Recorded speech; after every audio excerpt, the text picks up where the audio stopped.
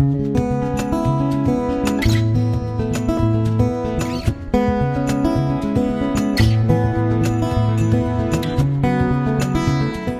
Pete from Cheap Homesteading, and today we're going to work on the Massey 50 Dozer Blade project. About a month ago, you probably remember, I had an email from one of my subscribers, and he said he had a Dozer blade and a subframe that would fit a Massey 35, and he thought it might fit pretty close. And it does. It fits the back part of the tractor.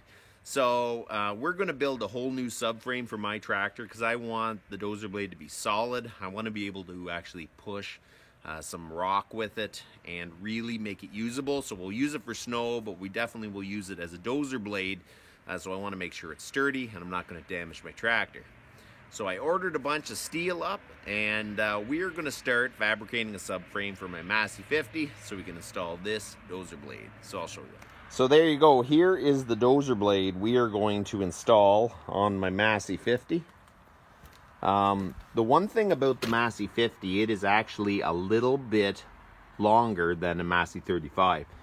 So I had two options. I thought maybe I'll extend these, but that seems like quite a bit of work.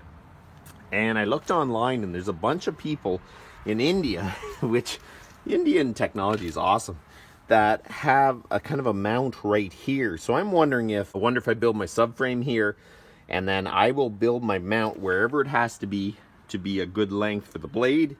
Then I'll have a subframe that comes up here, mounts to these bolts, it comes out front, and then it'll actually hold the cylinder that lifts the blade. So I will build the cylinder bracket to go right on the front, and then we will actually hook it to the blade.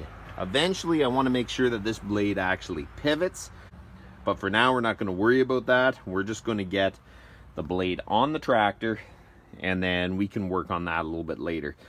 There is a few cracks on these frames at the very bottom, so we're going to weld that up. But today we're just going to start building the subframe and just get this thing on the tractor. So the first thing we're going to do is build two plates and drill the holes so we can actually bolt them to here. And that is where we're going to mount the front subframe too. I cut a piece of cardboard 6x8, which kind of fits nicely over the edge of here. That's what I'm going to use as a template to cut my steel and drill my holes. We're going to try to find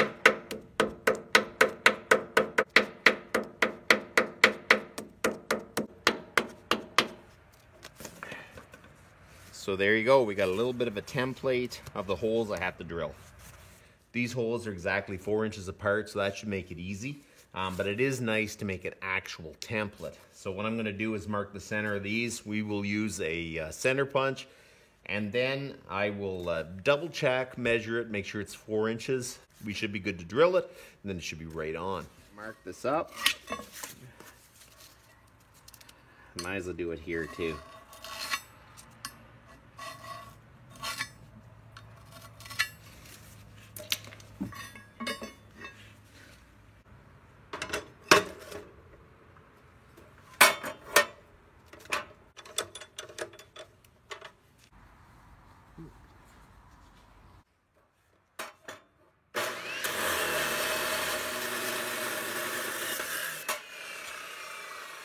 Let's see what it looks like. If we measured right, that looks perfect.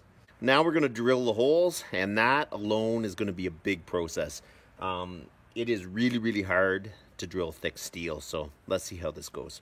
Okay, so we're going to set the two pieces together. We're going to tack them together so we can drill them at the same time.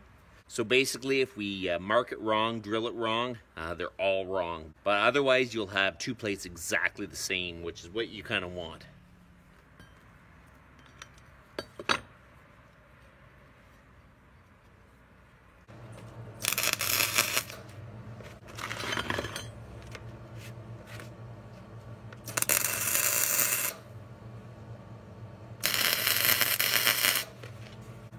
So there you go, it's in one piece. Now we're going to drill it.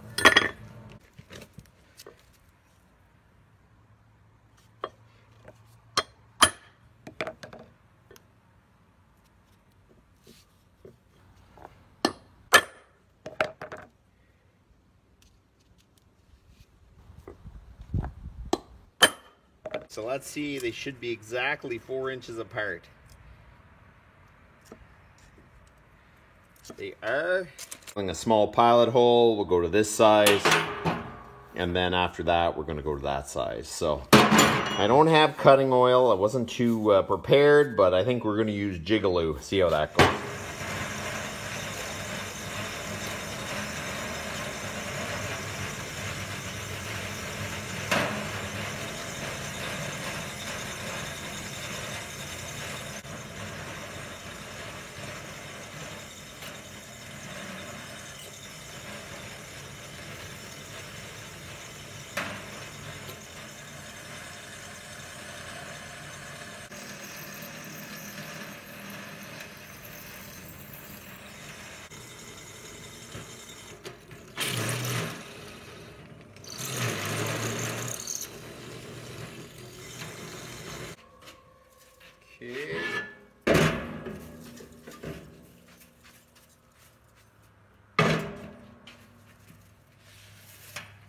This drill press is super handy to have around because you know what, it's light enough to carry so you can take it out to the job you have, but it's strong enough, like the motor's strong enough, everything's strong enough that you can actually drill through steel.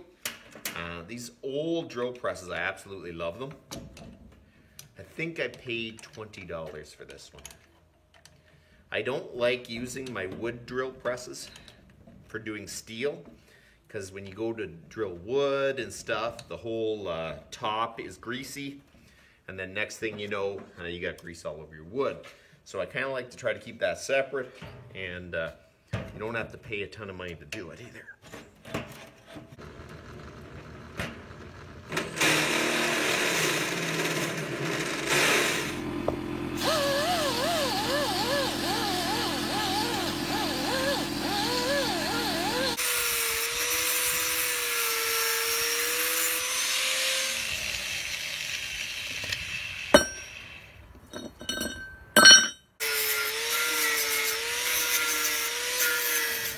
Get a screwdriver, clean the big chunks out of the threaded hole.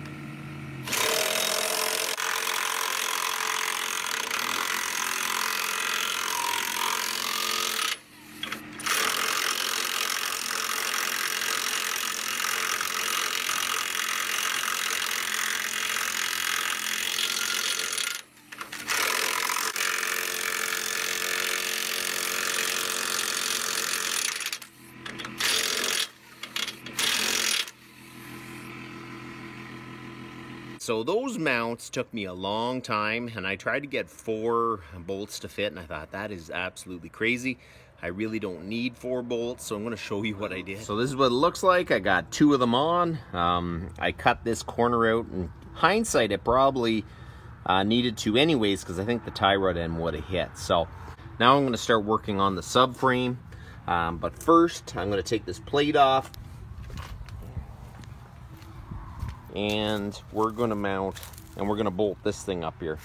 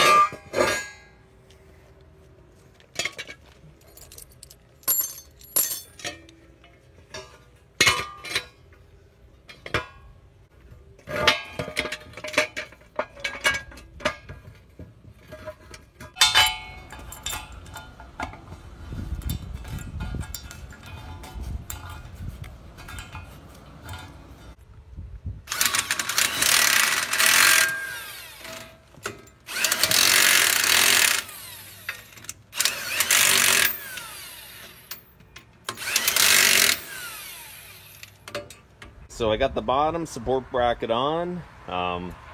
You know, the Massey 35 this was on was a little shorter, but let's hook up the blade and just see what it looks like.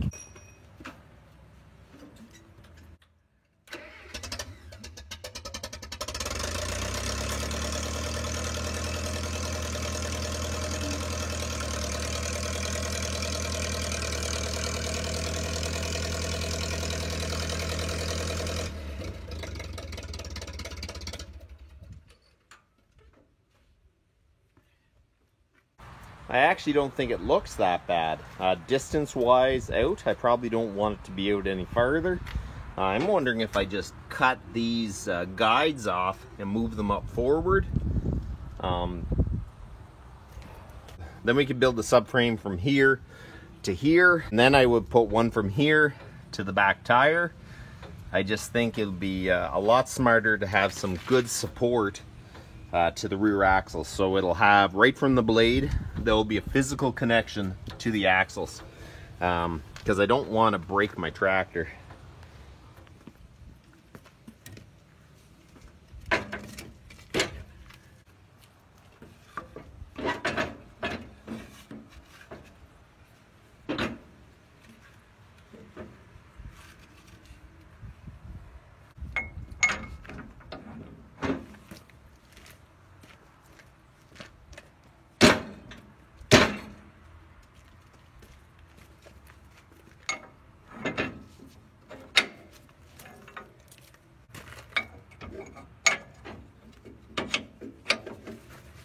That doesn't look too bad at all. I think the blade is the right distance out front of the tractor. The only thing is I think I have to remove these, and we're going to weld them somewhere up here. I'm not going to weld them right now. We'll wait till we know. Because what I'm going to do is build a frame from here right across, and then I'm going to build the lifting mechanism for the cylinder. And then these little stabilizer gussets, I'm gonna have to build plates or something that come down to support it. But it is actually coming along. It took me a long time to get those plates to fit. That was just crazy. If you have torches and everything, it goes much easier. I don't have torches at home, so it makes it a lot tougher for sure. So let's cut off those brackets, and then maybe we can lift up the blade and see if it contacts anywhere else.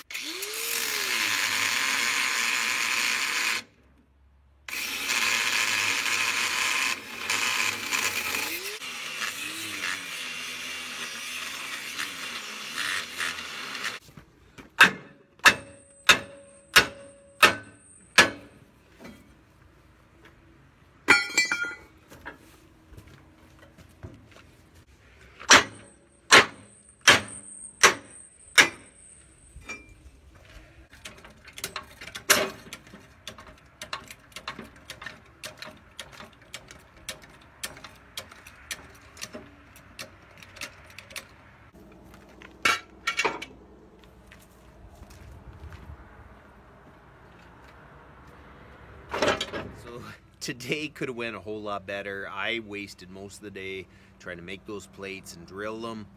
I got them mounted, and then I mounted the center plate, put the blade on. I'm super happy with the length of the blade and everything. It fits really, really nice. I don't have to modify the reaches or anything on the blade, so that's going to save a lot of time. But man, today just got ate up. I thought I was going to have the whole thing done, but you know what? It just wasn't going to happen today. So anyways, I was going to make one big video, but this is going to be just a series. Whenever I'm working on it, I'll make a video. So that's about enough for today, and you guys have a good one.